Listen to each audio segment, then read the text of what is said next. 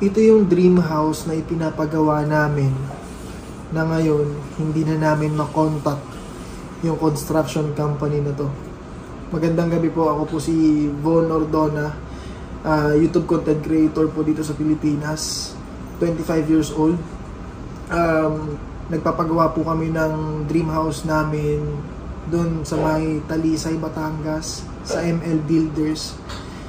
At ngayon nandito kami sa ospital, tapos biglang lumabas tong balita sa lahat ng mga kliyente nitong ML Builders ng construction company na bigla na lang siyang nawala. Andito kami sa ospital dahil nanganak si Carlin, tapos sobrang busy namin. Hindi ko akalain na ako rin hindi ko na siya makontak. Pagkasabi sa akin ng isang niyang kliyente na, Von, tulungan mo naman kami kasi hindi na namin makontak si Engineer Mike. Ngayon, sinubukan ko rin siyang kontakin pero cannot be reached na siya. Ang sabi ng isa niyang kliyente, umalis po sila ng biglaan, saying na lilipat daw sila ng office. They trashed our place and left us with outstanding balance. To be honest, I don't think they want to be found. Yan yung sabi ng pinag-iistiyan nitong ni Engineer Mike. Ginawa ko tong video na to para manawagan sa'yo. Alam kong hirap na namin ikaw makontak. Kahit mga kaibigan mo, kahit mga katrabaho mo, mga empleyado mo, iniwan mo na sa ere. Maski yung pamilya mo, kapatid mo, misis mo na may baby, buntis, iniwan mo rin.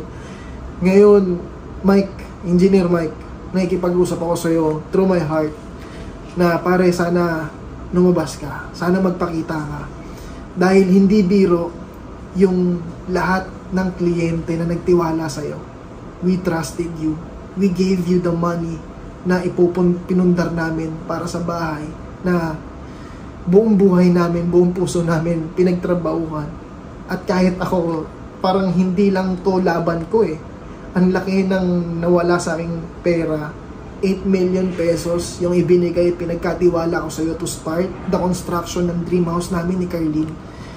Ngayon, hindi lang pala sa akin, hindi lang pera ko yung nawawala, hindi lang yung house namin yung titigil at hihinto yung construction. Sobrang dami mo pang mga ongoing projects na bigla mo na lang silang iniwan, bigla mo na lang silang hindi ka na makontak, wala na silang kasiguraduhan kung pinapasahod mo pa, kung binibigyan mo pa ng sahod yung mga trabahador mo dun sa mga site na mga lupa nila.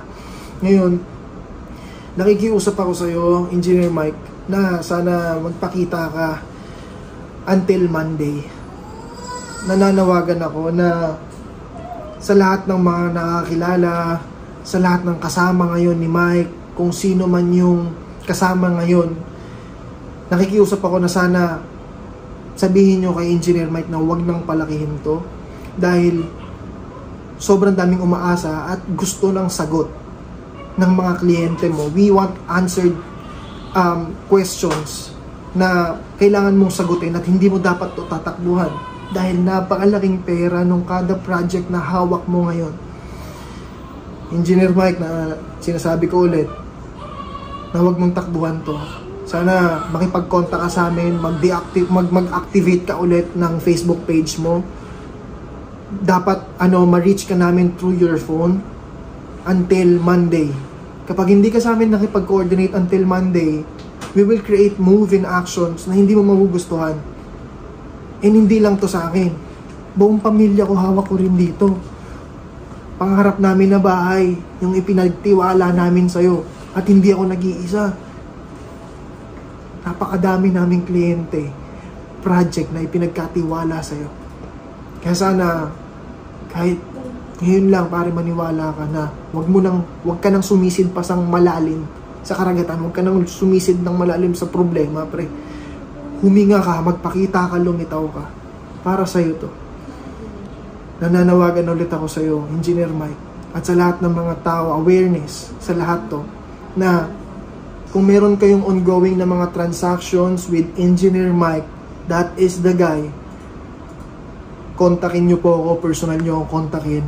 gumawa po kami ng group chat. Lahat ng mga tao na umasa at naniwala sa tao na to, na ngayon, iniwan niya na lang kami sa ere. Hindi namin alam, maski ako na lululungkot ako sa decision making ko, sa totoo lang, kasi pinagkatiwala ko sa yung bahay, na pangarap namin, na pinundar namin ng ilang taon na ako nagtrabaho for this.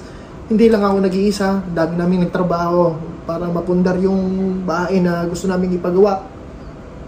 Gamit yung construction company mo, akala namin kaya mo.